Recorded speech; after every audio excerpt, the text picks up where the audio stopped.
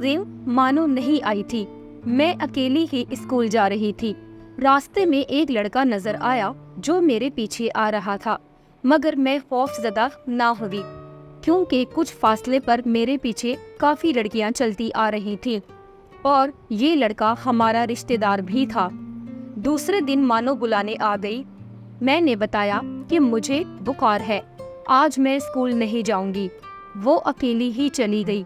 वापस आई तो काफी परेशान थी। कहने लगी, आज आज़र मिला था और इसने कहा है कि अपनी सहेली को मेरा सलाम कहना। क्या तुम्हारी इससे बात होती है? नहीं तो, लेकिन कल जब मैं स्कूल से लौट रही थी वो मेरा पीछा कर रहा था, मगर मैंने इसको अहमियत नहीं दी। तुम मत परेशान हो, वो पागल मेरा क्या बिगाड़ लेगा। अरे नहीं, इस बात को इजी मत लो, तुम अपने भाई को बता दो, इससे पहले कि इसका हौसला बढ़े।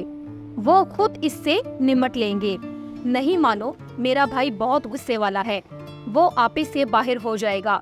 मैं अपने कजन अख्तर को बता देती हूँ कि वो इसे समझा दे, क्योंकि आज़र इसका क्लास फेलो है, जो तुम मुनासिब समझो। ये कहकर वो चली गई। मैंने अख्तर को बताया। इसने कहा, तुम फिक्र ना करो, मैं इसको समझा दूंगा। खैर, बात आई गई हो गई। इस दौरान हमारे गांव में शादी थी। बाकी लड़कियों के साथ मैं भी बारात को देखने छत पर चली गई। क्या देखती हो कि वो भी वहाँ मौजूद था और इसकी नजरें मुझ पर थीं। मुझे बहुत गुस्सा आया क्योंकि छत पर झांकती औरतें भी इसको और मुझे देख रही थीं। घर आकर मैंने अख्तर को बुलाया और कहा कि तुमने आज़र को समझाया नहीं, आखिर ये क्या चाहता है? क्या मैं भाईजान से कह दूं? इसने कहा, तहम्मुल से काम लो शानो, अमूमन लड़के ऐसे ही होते हैं। जब वो तुमको कोई गलत बात कहेगा तो मैं खुद इसकी पिटाई कर दूंगा। इस मामले को हवा देना ठीक नहीं, ख्वाम लोग नोटिस लेंगे। मैं इसको समझा दूंगा। हमारी आज़र से भी रिश्तेदारी थी। वो मेरे अब्बू के कजन का बेटा था और अख्तर सगी चचा का, लिहाजा रिश्तेदारी के बाइस वो भी लिहाज कर रहा था। एक दिन हम स्कूल से निकली तो स्कूल की दीवार पर नजर पड़ी, किसी ने लिखा था, शानू को सलाम। बस फिर क्या था, मेरा गुस्से के मारे बुरा हाल था। मानो से कहा, देखा तुमने इस बदतमीज आज़र की हरकत, अब दीवारों पर मेरा नाम लिखेगा, मुझे बदनाम कर रहा है। वो बोली, अव्वल तो किसी को नहीं मालूम कि तुम शानो हो। स्कूल में सब तुमको तुम्हारे नाम शाहीना से जानते हैं, सिर्फ घर में ही तुम शानो कहलाती हो। दूसरी बात ये कि मर्दों में बात वाकई बढ़ जाएगी। हम खुद खत लिख कर या फोन करके इसको समझा देते हैं। अगर इसके किसी घर के फर्द ने फोन उठा लिया, चलो फोन नहीं करते, लिख कर तनबीह कर देते हैं कि सुधर जाओ। अख्तर से कहने का कोई फायदा नहीं, वो कुछ कदम नहीं उठाने वाला। मैंने मानू का मशवरा मान लिया और हमने इसको एक मुख्तसर खत लिख दिया कि बास आ जाओ, वरना तुम्हारे घर आकर ना सिर्फ तुम्हारे वालिद से शिकायत कर दूंगी, बल्कि अपने वालिद और भाई को भी बता दूंगी कि तुम क्या हरकतें कर रहे हो। इस पर शर्मिंदा होने या डरने की बजाय इसने जवाब अपने छोटे भाई के हाथ भिजवा दिया कि गुस्सा ना करो, वो नाम दीवार पर मैंने नहीं लिखा, लेकिन तुमने बताया है तो जाकर मिटा देता हूँ। मैंने एक लाइन लिखकर इसके भाई को पर्ची थमा दी कि आखिर तुम क्या चाहते हो, क्या जान से जाना चाहते हो? छोटा लड़का फौरन जवाब ले आया। इसने लिखा था, मैं सिर्फ तुमको चाहता हूँ, तुम मिल जाओगी तो बाज आ जाऊंगा। ये ऐसा जवाब था कि पढ़कर हर इंसान तिलमिला उठे। और लड़कियां इस उम्र में कितनी जज्बाती होती हैं। मैंने फिर मानो से मशवरा किया। वो मेरे ताया की बेटी थी, लिहाजा वो भी आज़र की रिश्तेदार थी।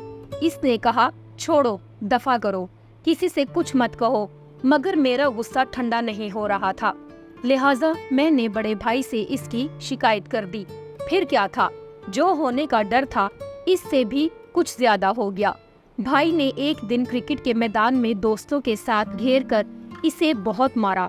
वो कई दिन बिस्तर पर पड़ा रहा, लेकिन ना तो इसके घर वालों को पता लगने दिया कि इसको किसने और क्यों मारा है, और ना ही मेरे भाई ने किसी को असल वजह बताई। ताहम अख्तर जान गया कि मेरी शिकायत पर आज़र की पिटाई हुई है। جب میں نے سنا کہ اسے گہری اندرونی چوٹ آئی ہے، اس کو ہسپتال لے گئے ہیں، میرے ہاتھ پیر پھول گئے، کیونکہ وہ ماں باپ کا اکلوتا لڑکا تھا، پھر بابا کے چچا زاد کا بیٹا تھا۔ بابا جان بھی اس کو پوچھنے ہسپتال گئے۔ انہوں نے آ کر بتایا کہ اس کی حالت خطرے میں ہے، تو دن رات دعائیں کرنے لگی، خدا کرے آذر ٹھیک ہو جائے، ورنہ اس کا خون میری گردن پر ہوگا۔ جب اس کی ماں اور بہنیں روئیں گی تو کیسا دردناک سما ہوگا۔ اف خدا اسے بچا لے۔ اس کا آپریشن ہوا، گردے پر چوٹ آئی تھی، اللہ تعالیٰ نے دعائیں قبول کر لیں اور آذر بچ گیا۔ کافی دنوں گھر میں رہا، قدم باہر نہ نکالتا تھا۔ پہلے میں اس کی توجہ سے پریشان تھی اور اب اس کی غیر حاضری سے پریشان رہتی تھی۔ اس کی علالت نے سارے رشتہ داروں کے دل ہلا کر رکھ دیے تھے۔ کہتے ہیں کہ پھول کی پتی سے کٹ سکتا ہے ہیرے کا جگر، بس اس کی علالت میرے لیے پھول کی پتی بن گئی، جس نے میرے جگر کو سختی سے کاٹ کر رکھ دیا تھا۔ جب وہ ٹھیک ہو گیا تو میں نے سوچا کہ اب اگر وہ ملے گا تو میں اس کو سختی سے جواب نہیں دوں گی۔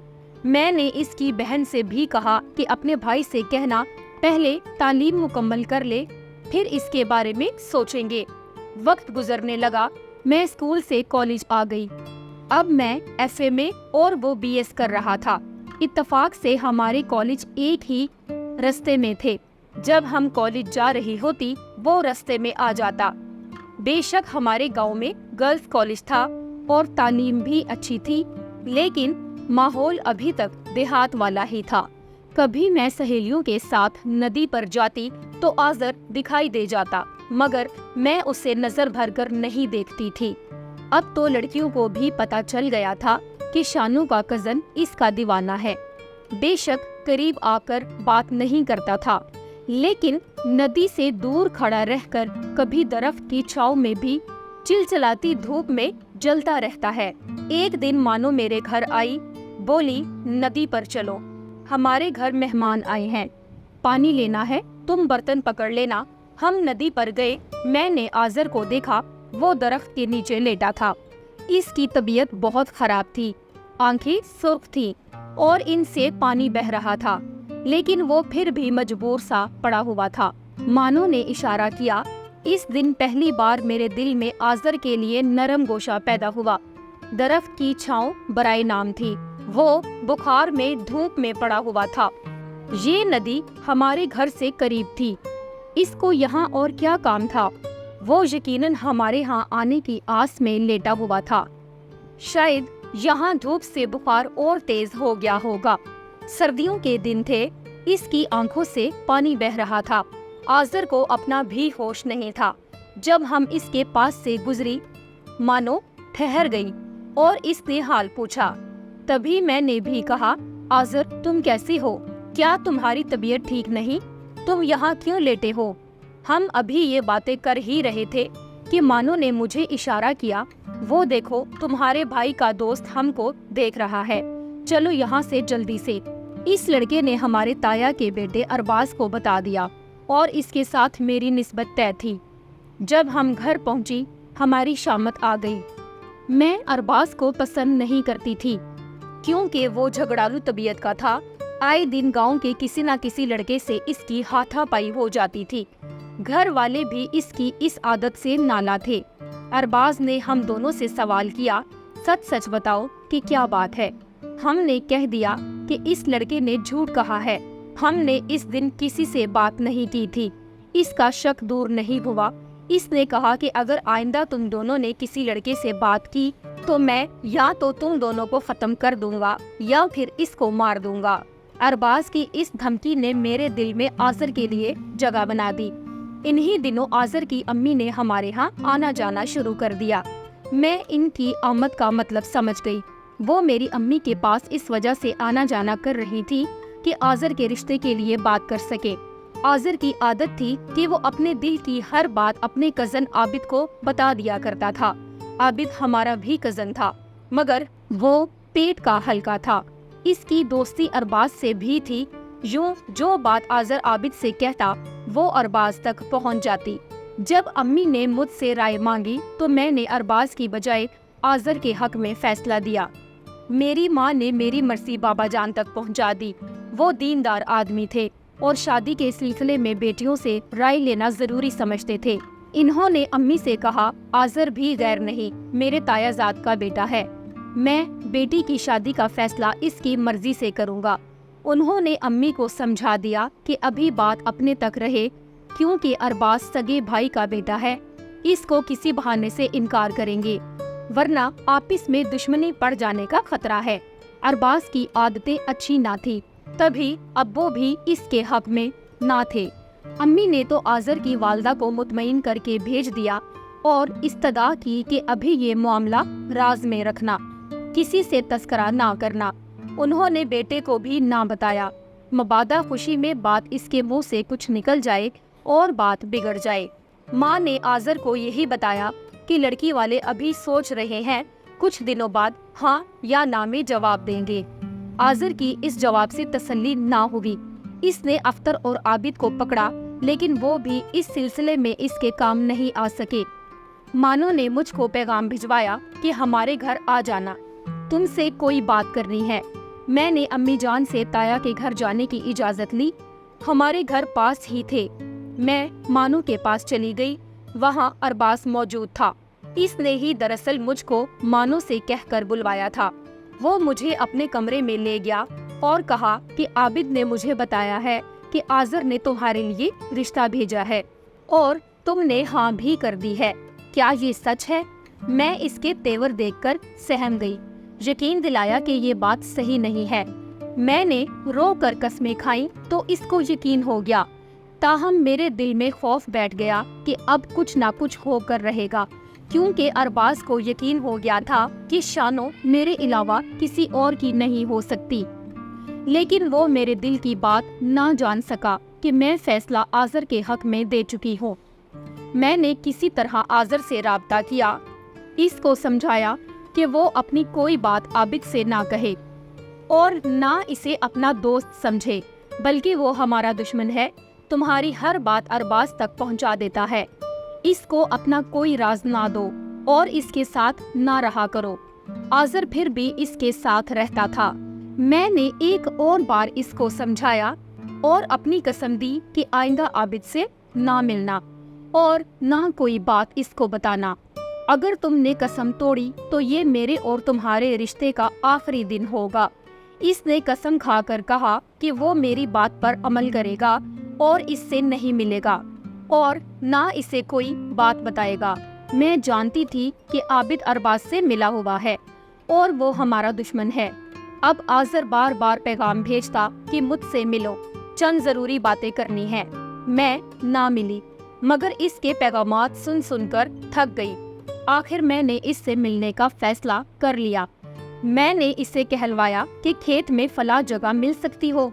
इसने इस बात का तस्करा आबिद से कर दिया कि शानो फला जगह मुझसे मिलने आएगी, तुम जरा ख्याल रखना। शायद इसे मेरी बात का यकीन नहीं था, लेकिन आबिद पर ज्यादा एतबार था।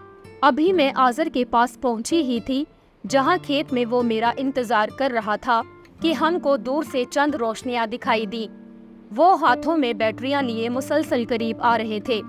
जब वो करीब आए तो मुझे अरबाज की आवाज सुनाई दी। मैं तो मारे डर के सर पर पाँव रख कर भागी। वो देख रहे थे कि कोई तो है जो भाग कर गया है, मगर मेरी सूरत नहीं देख सके। आज़र दूसरी जानिब भागा। उन्होंने मेरा पीछा नहीं किया, मगर इसका पीछा किया। मेरे जूते खेत में रह गए। घर पहुंची तो सांस फूला हुआ था। अम्मी ने पूछा, कहाँ गई थी जो सांस फूल रहा है, और तुम्हारे जूते कहाँ हैं? मैंने बहाना कर दिया कि ताया अब्बू के घर मानो से मिलने गई थी, इससे किताब लेनी थी, लेकिन इसके घर के पास लोग किसी का ताकुब कर रहे थे, सो डर के मारे भाग आई हूँ और जूते रास्ते में रह गए हैं। वहाँ से तो बच गई, लेकिन उन्होंने आज़र को ना बख्शा, क्योंकि आबिद ने अरबाज को इत्तला कर दी थी आज ये खेतों में फलां जगह फलां वक्त मिलेंगे। तभी अरबाज अपने दोस्तों के साथ वहाँ आ पहुँचा था। उन्होंने ताकुब करके आज़र को पकड़ा और तुंदो तेज नाले में फेंक दिया। ये बात घर आकर अरबाज ने मानो को बता दी कि हम आज़र को बड़े नाले में बहा आए हैं, क्योंकि वो शानो से मुलाकातें करता था और अब शानो को भी नहीं बख्शेंगे।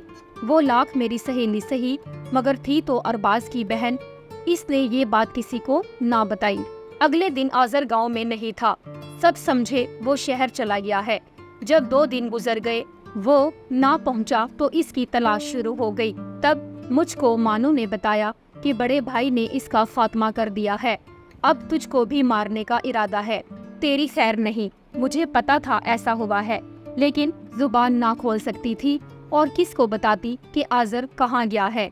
मैंने अम्मी जान को बता दिया, उन्होंने बाबा जान को कह दिया कि अरबाज को पता चल गया था, हमने शाहीना का रिश्ता आजर को दे दिया है, लिहाजा इसने आजर को नाले में फेंक दिया है।